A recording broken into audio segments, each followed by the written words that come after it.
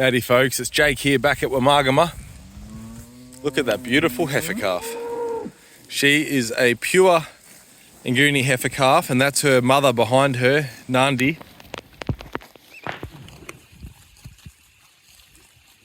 Look at that udder, folks.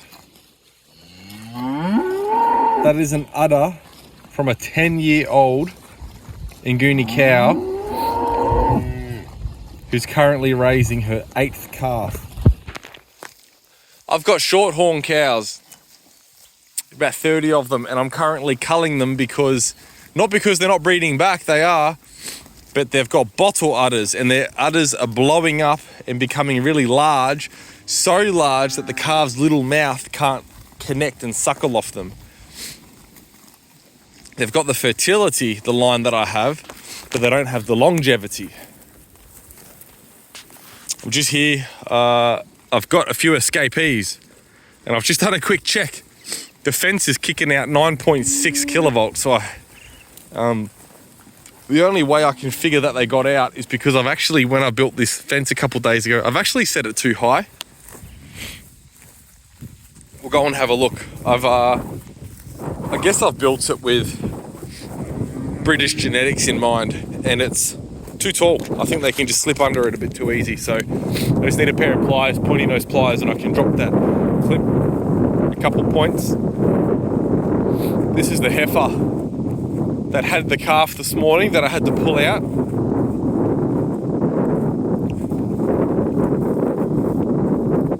She's still walking a bit tenderly. Guys, I spent a bit of time here with her, and I actually built a little hot wire fence around her and the calf to keep her near the calf, and she refused to stay near the calf. She was busting out of the paddock. The fence I had was set up the same. It was a 10 kilovolt hot wire, and I watched her walk out of it, and as she pushed through the fence, she got zapped 4 or 5 times. We tried that twice. She wanted to be nowhere near that calf. So I moved all these cows away, and I left her in a big area, about 1,000 meters, with the calf by herself. And I went back to the house for about 15 minutes just to grab a towel and some supplies to look after that calf if the mother was going to avoid it. And when I came back in 15 minutes, she was nowhere near it, and there were actually crows on the calf pecking the soles out of its soft feet. And if you want to see what that looks like, you can visit my X account at Jake Walkie, or our Facebook page, Walkie Farm. And they pecked all the bottom of its soft hooves out, and she just wanted nothing to do with it. You are a little delight. Look at you. You are gorgeous. She wanted nothing to do with that calf, guys.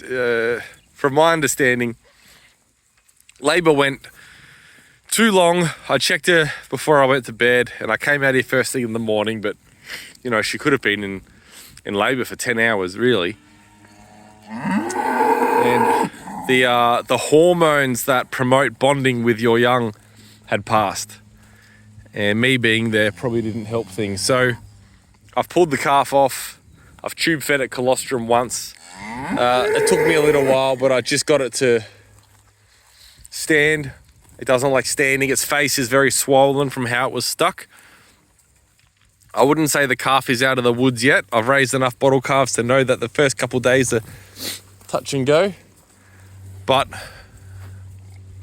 mum here so far is doing okay. Guys, I don't think she's a great looking cow. She's not my pick of them, that's for sure. But I didn't breed her. The neighbour's bull at one of my lease blocks. It's not the first time this has happened. What happens is that it jumps into the paddock and goes back, and no one tells me because they're embarrassed and they don't want to wear any costs. I don't know. Or maybe it goes back on its own accord. But it's not the first time I've had a surprise calf from heifers I've backgrounded at that block. She's 18 months. I looked at my records. She's an 18-month-old calf, so quite young. Mickey here is bagging up beautifully. Starting to get an udder on her. She's a 2-tooth, and she's already had one calf, so you're being quite the darling. You're doing a good job. I don't quite know what Mickey's pedigree is, but I've sent some DNA samples off, so we'll find out in the future. Anyway, I'll do a video a little bit later on, and I'll give you an update about the calf once I give it its second tube feeding, you can have a look, and I've got some colostrum from the local dairy. But are these ones that fell out or jumped out of the paddock, they're taking off because I'm taking too long to let them back in, I guess. I'll have to go and rustle them up.